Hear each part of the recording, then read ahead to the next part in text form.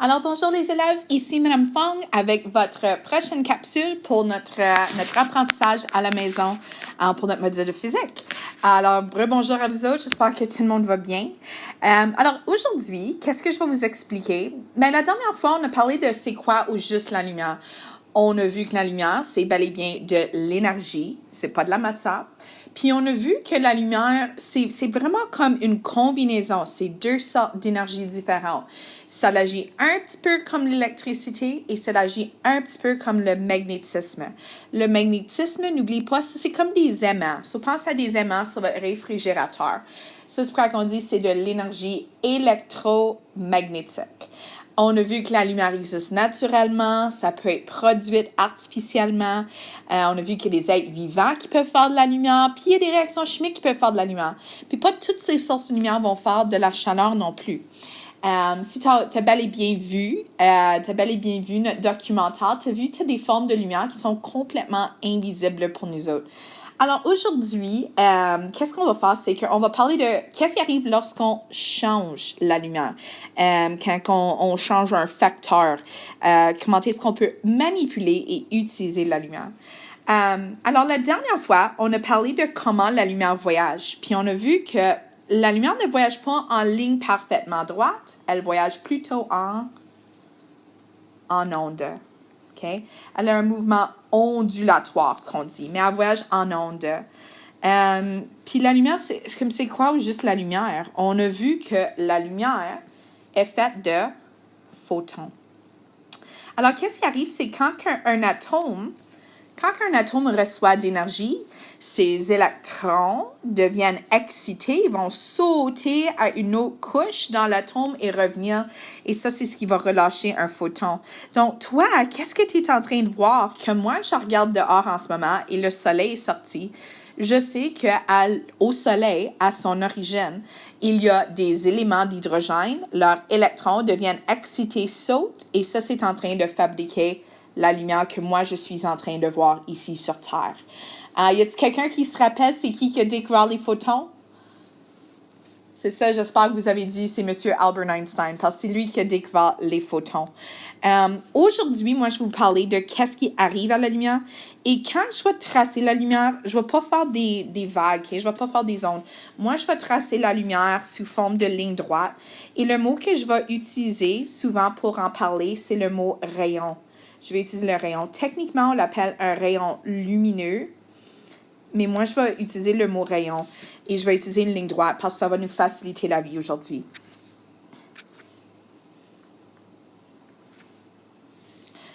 La lumière, là, je sais qu'elle fait un mouvement en onde, mais l'onde est tellement petite que ça nous donne l'illusion qu'elle est en train de voyager en ligne droite. L'affaire qui est cool avec la lumière, c'est qu'elle va voyager à la même vitesse, dans la même direction, jusqu'à temps qu'elle reste dans la même substance. Donc, si toi, ta lumière est allumée chez toi, la lumière est en train de voyager à travers de l'air. Il n'y a pas de changement. L'air dans ta maison est pareil. Mais, qu'est-ce qui arrive des fois? C'est des fois, on va mettre un objet dans le chemin de la lumière où on va mettre un nouveau matériel. Et quand je dis objet, ça peut être une vitrine, ça peut être une flaque d'eau, ça peut être un miroir.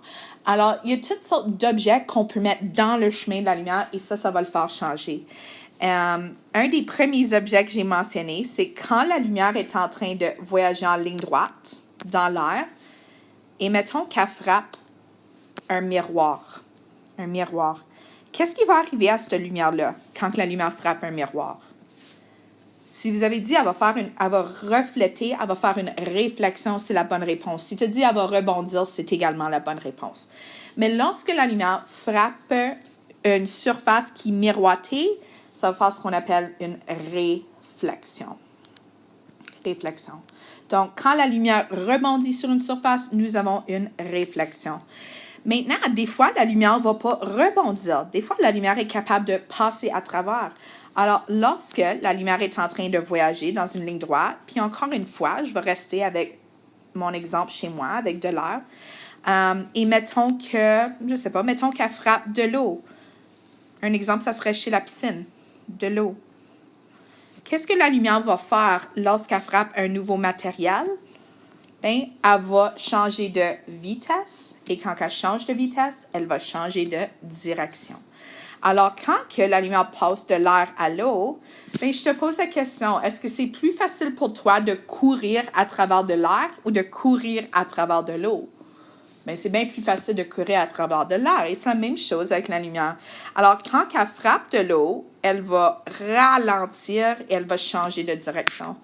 Et ça, c'est pourquoi, des fois, quand tu regardes dans un lac, par exemple, ou mettons que quand tu es dans la piscine, puis tu regardes tes jambes par en haut et tes jambes ont l'air incroyablement bizarres. Ça, c'est pourquoi la lumière est en train de se faire ralentir dans l'eau. Toi, tu peux voir tes jambes, tu sais que la lumière passe, mais l'image que tu es en train de voir, tu sais qu'elle n'est pas correcte. Et ça, c'est parce que la lumière a été changée de direction. Et c'est pas juste de l'eau, c'est la même chose avec des vitrines, avec des lentilles. Pour mes élèves qui portent des lunettes en classe, ça, c'est ce que tu es en train de faire à la lumière. Toi, tu es en train de prendre la lumière qui illumine le monde autour de toi. Tu es en train de forcer la lumière à aller à travers de ta lentille. Et ta lentille est en train de changer la lumière pour que toi, tu sois capable de mieux voir le portrait en avant de toi. C'est vraiment cool. Ça, c'est ce qu'on appelle la réfraction. La réfraction. Boum.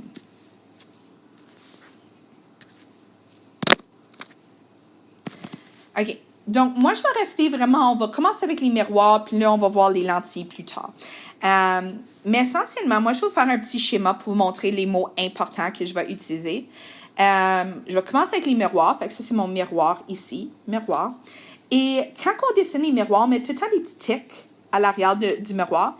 Et ça nous dit, c'est exactement ça, l'arrière du miroir. Alors, ça, c'est la partie qui est réfléchie et ça, c'est la partie arrière. Quand je parle de la lumière, mettons que Mme Fong a un petit laser. Oh, je sais, elle va être mon laser, mais c'est correct, vous avez l'idée. Je vais écrire laser, et voilà. Laser. Si Mme Fong prend son laser et mettons que j'envoie un rayon, je vais aller en rose, c'est beau. Mettons que j'envoie un rayon de lumière vers mon miroir, OK? Ça, c'est ce qu'on appelle le rayon incident, ce que je viens de dessiner. Un rayon incident, c'est la lumière qui arrive ou qui voyage vers un miroir. Mais là, voici ce qui est important. Si Mme Fong aurait pris son laser, puis j'aurais envoyé la lumière de même, est-ce que j'aurais eu le même résultat? Si j'aurais pris le laser, puis j'aurais envoyé la lumière plus en direct vers le miroir, est-ce que j'aurais eu le même résultat? La réponse, c'est non. C'est la lumière qui va faire une réflexion, va varier. Puis elle va dépendre de quoi? Elle va dépendre d'une ligne invisible qu'on appelle la normale.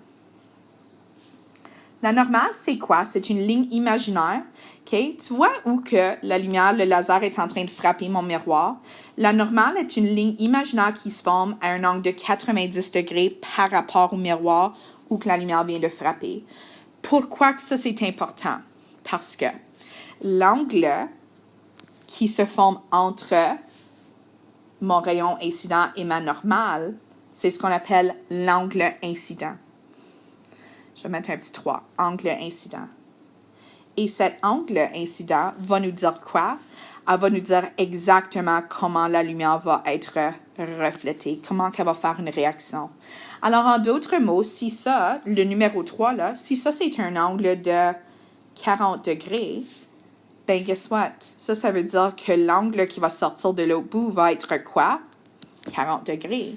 Alors, si je retourne, si j'utilise mon laser ici au lieu, ben, et que la lumière voyage vers le miroir, ben ça veut dire que l'angle qu'elle va réfléchir va être large aussi.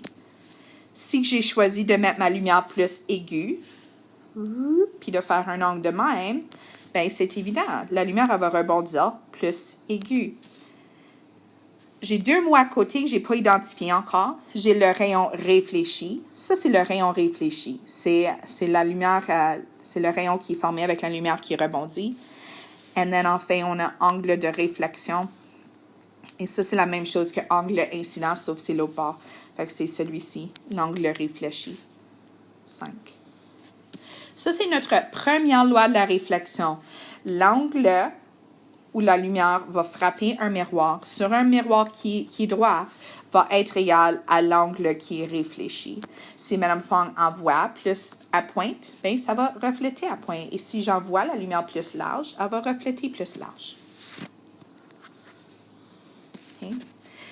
Ce règlement-là que je viens juste vous montrer, ça marche seulement avec un des 3 types de miroirs. La réalité, c'est qu'il existe 3 types de miroirs. Le premier type, puis moi, je vais mettre des petits tic-tacs. Je veux toujours montrer c'est où l'arrière du miroir. Fait que ça va être l'arrière du miroir. Ça va être l'arrière du miroir. Ça va être l'arrière du miroir. Il existe 3 types de miroirs. Le premier type, c'est ce qu'on appelle un miroir plan. Et ça, c'est pour les miroirs qui sont droits. Le deuxième type, c'est ce qu'on appelle un miroir concave. Donc, c'est incurvé vers l'intérieur, comme tu rentres dans une caverne un petit peu. Et le troisième type, c'est un miroir qui est convexe. Un miroir qui est convexe ressort vers toi. Et je veux que tu penses à où dans la vie que tu as vu ces types de miroirs. Avec un miroir qui est concave, moi, je pense toujours au miroir de maquillage. Il y en a peut-être chez vous qui ont des miroirs de maquillage et quand tu te regardes dans le miroir, très souvent, tu fais les yeux. Tes yeux sont rendus énormes. Ça, c'est parce que tu es en train d'utiliser un miroir concave. Les miroirs convexes, je trouve que tu vois ça souvent chez les magasins. Tu vois ça au dépanneur. Ils vont mettre ça en haut dans le coin. Et ça, c'est pour leur aider à voir autour des coins. Si tu as déjà passé par les douanes aussi, comme tu as été la frontière Canada-États-Unis, ils vont utiliser des miroirs qui sont convexes pour regarder en dessous des voitures pour voir s'il y a des armes ou des drogues de cachet, genre. Mais ça, c'est les 3 types de miroirs. Plan, concave, convexe. La question est la suivante. Est-ce que les 3 types de miroirs produisent le même résultat? En 2 mots, comme si je regarde moi-même dans chacun de ces miroirs, est-ce que je vais voir la même réflexion? Je pense que c'est pas mal évident. Non, je ne vais pas voir la même réflexion. Différents miroirs donnent différentes réflexions. Moi, je n'aime pas le mot résultat. Ça, c'est pas le bon mot. Alors, moi, ce que je vais utiliser au lieu, c'est quand que je vais parler de moi-même, je vais utiliser le mot objet. Et quand que je parle de ce que je vais voir, le résultat, je vais parler de image.